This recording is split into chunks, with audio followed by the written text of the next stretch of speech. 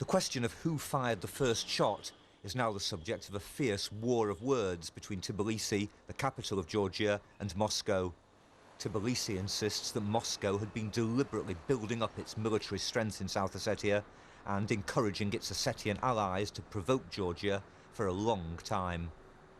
We have hardcore evidence, clear evidence that Russians invaded not only a few days before it all started, but they've been there for months and years and provoking and initiating hostilities before that, committing clear illegal acts.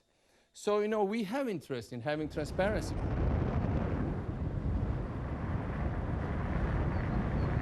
But the crucial issue is what happened on the first day of the war, August the 7th.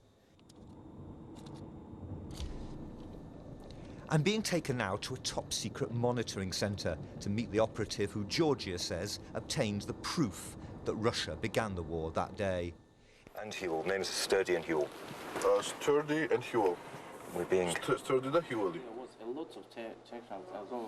It's the tape of a phone call he intercepted between Ossetian border guards, confirming that a Russian armoured column had passed through the tunnel from Russia onto Georgian sovereign territory.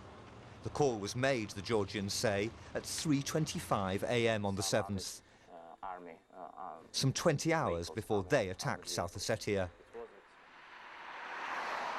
In the Georgian Interior Ministry, a senior official played me the recording.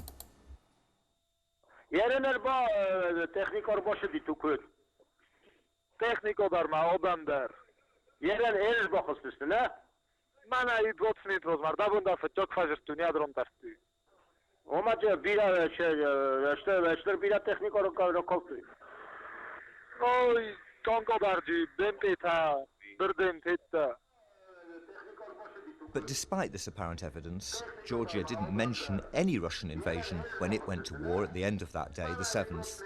It didn't mention any proof until weeks later, because, it says now, it mislaid the tape. So even though this tape was so important as evidence of Russia's actions, you actually lost it for a month? Well, we never lost it actually, because it was in the files. But we had about 6,000 intercepts of the same kind. But this was a crucial one. This was crucial. So even one so important to your case, you didn't keep it separately? No, and that was a mistake. Russia's foreign minister, Sergei Lavrov, isn't convinced. This tape is nonsense and it is a lie. Look, NATO and the United States, with all the satellites monitoring this area very, very closely, how can they not know the truth? They know it, and we know that they know it.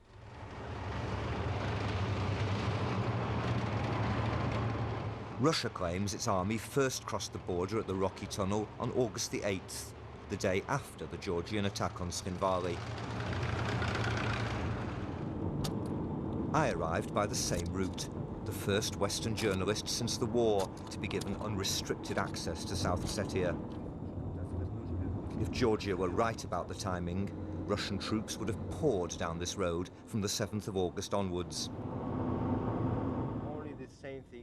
But our driver, Alan Parastayev, an Ossetian who came this way on the morning of the 8th, says he saw no troops at all.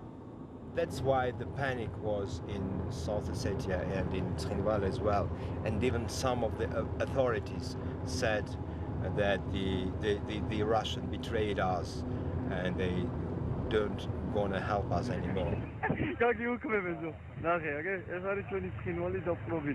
Meanwhile, the Georgians arrived triumphantly in Tskhinvali that morning, confident of victory, filming themselves for the benefit of family and friends back home. But the local people who gave us these videos told us with morbid glee that they came from the mobiles of the dead.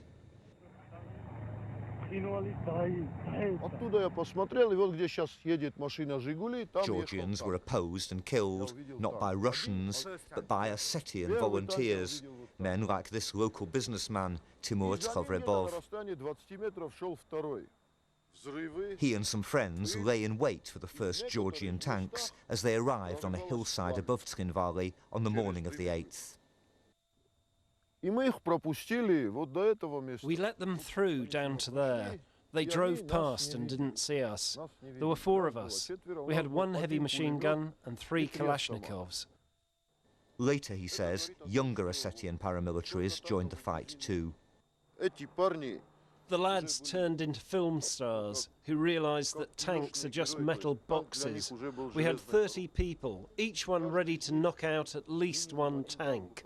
That's a lot. очень много. The top of this Georgian tank was blown off, not by Russians, but by local Ossetian volunteers. The Russians don't seem to have been in the town for most of the time that it was occupied by Georgians. Indeed, according to everyone we've spoken to here, the main body of Russian forces didn't arrive for more than 2 days after the initial Georgian attack. Far from having carefully planned their invasion, as Georgia has suggested, it seems the Russians had to scramble to get organised. Their intelligence was so poor that when they finally approached Tskhinvali on the 9th of August, their advance column drove straight into a Georgian ambush, a defeat witnessed by a Russian reporter who was himself wounded. A Georgian ran up. I was dressed in black jeans, an ordinary green jumper with a hood. And I said to him, "We're journalists." He shouted back, "We're killers," and fired a grenade.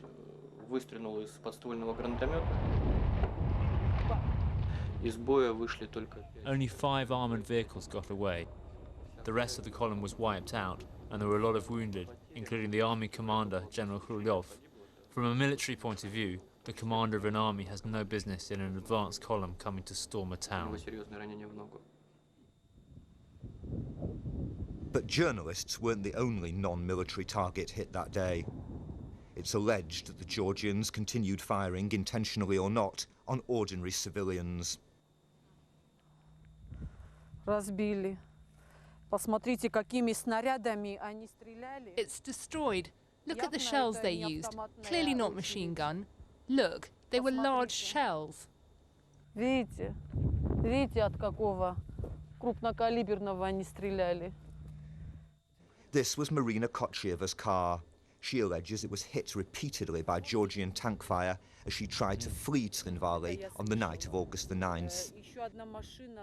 They crashed into a ditch, but the firing didn't stop. Мы скатились туда. My fellow passenger covered me with his body and he was hit. If he hadn't been hit, the bullet would have been for me. You were driving fast and it was night time. Maybe they simply thought that you were fighters. Знаете, как я хочу сказать, боевики идут туда, Fighters go towards the fighting, and we were escaping. They knew that this road is a bypass and leads to the north. So they were lying in wait for people like me, people who were frightened, who were weak, who were fleeing the fighting.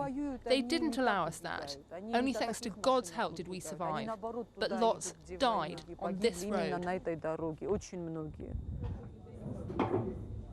Ossetians wounded in the war were patched up in a makeshift underground hospital. The international investigative organisation Human Rights Watch now accuses Georgia of indiscriminate use of force in Tskhinvali, a violation of the Geneva Conventions. It believes it may also be guilty of deliberate targeting of civilians, a serious war crime.